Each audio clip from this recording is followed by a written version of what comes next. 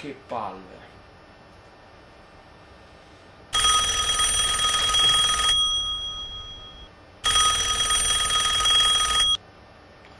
Pronto? Pronto, amore? Sei a casa? Sì, amore, sì, io sono davanti al computer. Tu?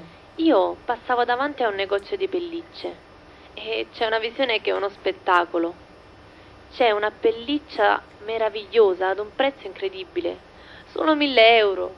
Che dici, la compro? 1000 euro. Se ti piace così tanto, sì, prendila, dai, prendila.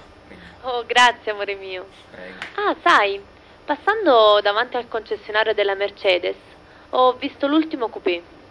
Interni in pelle, vernice metallizzata, solo 200.000 euro. Non voglio abusare della tua gentilezza, ma cosa ne pensi? Che ne penso? Coupé, 200.000 euro. Prendi anche questo, dai, prendilo. Grazie, amore mio. Prego. Ma che hai oggi? Sei un tesoro. Lo sai, per te questo è altro. Ah, a proposito, ti ricordi il nostro ultimo viaggio in Costa Azzurra? Ricordi quella casa sul promontorio con piscina e campo da tennis?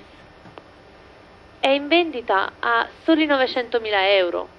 È un vero affare. Ma è un affare per chi la compra o per chi la vende? Dovremmo approfittarne.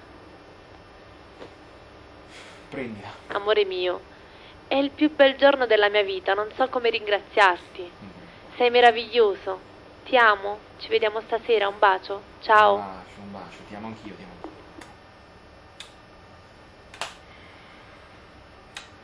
Papà! Papà! Che c'è? Senti, ma per caso stamattina è venuto qualche tuo amico? Sì, E vedi che si è scordato il cellulare qua?